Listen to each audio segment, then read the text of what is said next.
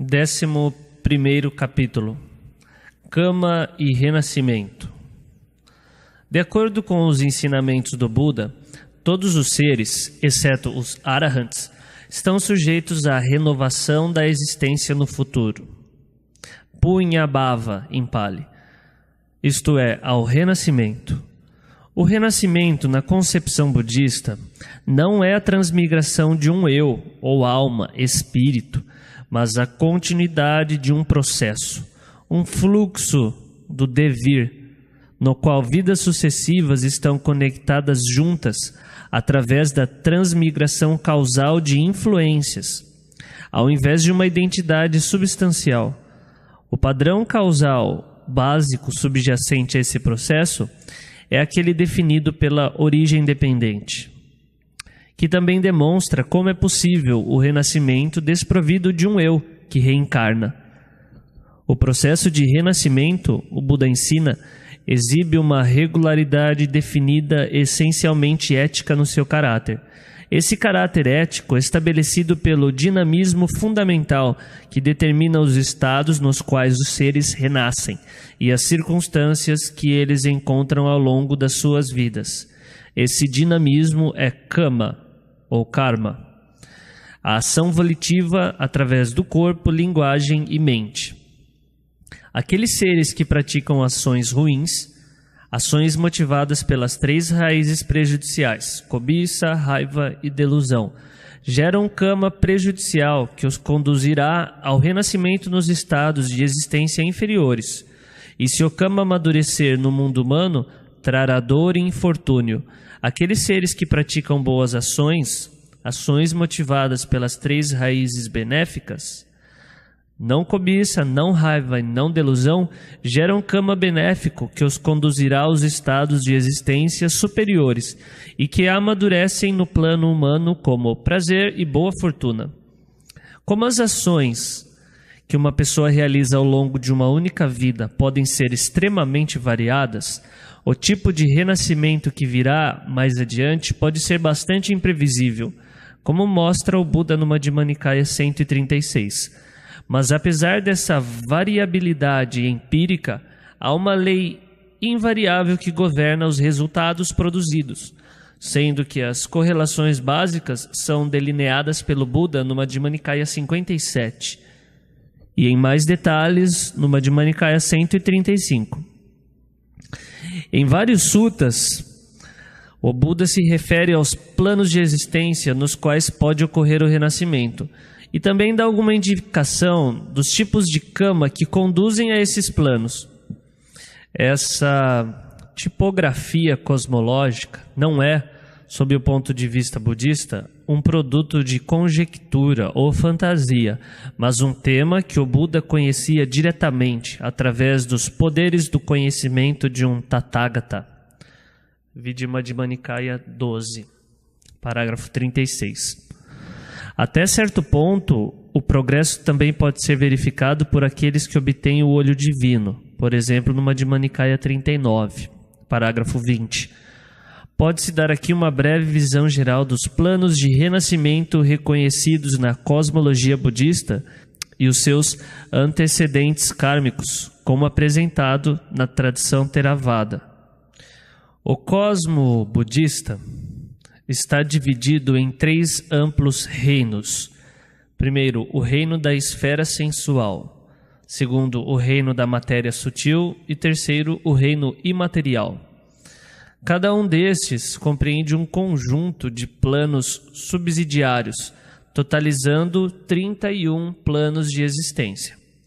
O reino da esfera sensual, assim chamado porque nele predomina o desejo sensual, consiste de 11 planos, divididos em 2 grupos, as destinações ruins e as destinações boas. As destinações ruins, ou estados de privação, são 4. Os infernos, que são estados de intenso tormento, como descrito no Madhyama Nikaya 129 e 130. O reino animal, o reino dos fantasmas, seres atingidos pela sede e fome incessantes, e o mundo dos titãs, ou os asuras, seres envolvidos em constante combate, não mencionados como um plano separado numa Madhya-Nikaya. Os tipos de kama que conduzem ao renascimento nesses planos são classificados em um conjunto de 10. 3 com o corpo, 4 com a linguagem e 3 com a mente. Estes estão enumerados resumidamente no Madhya-Nikaya 9, parágrafo 4, e explicados no Madhya-Nikaya 41. Graduações na gravidade das intenções ruins responsáveis por esses atos explicam as diferenças específicas no modo de renascimento que resulta dessas ações. As destinações boas no reino da esfera sensual são o mundo humano e os planos paradisíacos. Esses últimos são em 6, em número. Os Devas sob os 4 grandes reis, os Devas do 33, que são governados por Saka, uma metamorfose budista de Indra, retratado como um devoto discípulo do Buda, mas dado a negligência. Os Devas de Yama, os Devas do paraíso de Tusita, a morada do Bodhisattva antes do seu último nascimento. Os Devas que se deliciam com a criação e os Devas que exercem poder sobre a criação dos outros.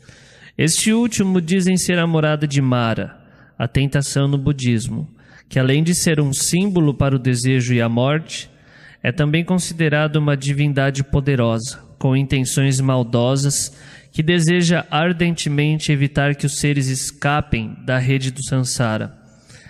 A causa kármica para o renascimento nas destinações boas do reino na esfera sensual é a prática dos 10 tipos de ações benéficas, definidas no Madhya-Nikaya 9 e 41.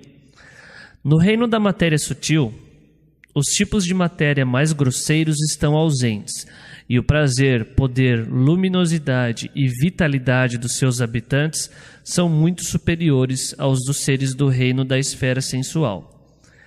O reino da matéria sutil consiste de 16 planos, que são a contrapartida objetiva dos 4 jhanas. A realização do primeiro jhana conduz ao renascimento como membro do cortejo de Brahma, ministro de Brahma ou Mahabrahma, dependendo do grau de desenvolvimento desse jhana, inferior, médio ou superior. O Brahma Baka, que aparece no Madhya-Nikaya 49, e o Brahma Sahampati, que aparece no Madhya-Nikaya 26 e 67, parecem ser residentes do terceiro nível. Os sutas mencionam especialmente as moradas divinas como o caminho para os mundos de Brahma. Madhya-Nikaya 99, parágrafo 24 a 27. A realização do segundo jhana, nos mesmos 3 graus, conduzem respectivamente ao renascimento entre os devas da radiância limitada, radiância imensurável e dos que emanam radiância. O terceiro jhana ao renascimento entre os devas da glória limitada, glória imensurável e glória refulgente. O quarto jhana, em geral, conduz ao renascimento entre os devas do grande fruto. Mas se ele for desenvolvido com o desejo de alcançar um modo de existência insensitivo, ele conduzirá ao renascimento entre os seres não perceptivos, nos quais a consciência é temporariamente suspensa.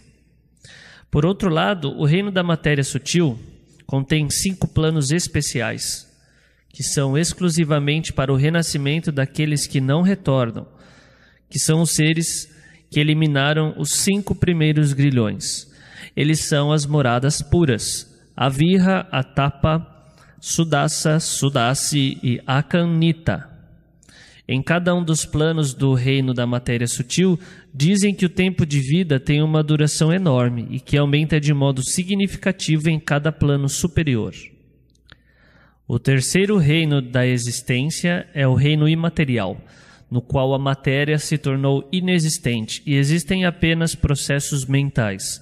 Este reino consiste de 4 planos, que são as 4 contrapartidas objetivas das 4 realizações imateriais, das quais esses resultam e com as quais compartem os nomes: a base do espaço infinito, consciência infinita, nada e nem percepção nem não percepção.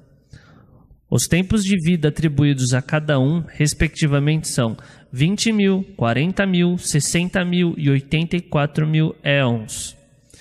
Na cosmologia budista, a existência em cada reino é necessariamente impermanente em virtude do resultado de Kama ter um potencial finito.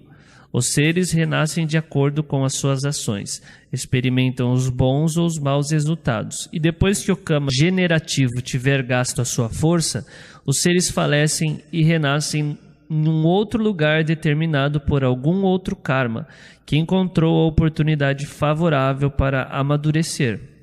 Por conseguinte, os tormentos do inferno, bem como os prazeres do paraíso, estão sujeitos a ter um fim, não importando o quanto eles possam durar.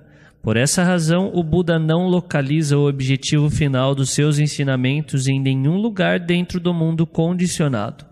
Ele guia aqueles cujas faculdades espirituais ainda são imaturas a aspirar pelo renascimento nos paraísos celestiais e ensina os tipos de comportamento que conduzem à satisfação das suas aspirações.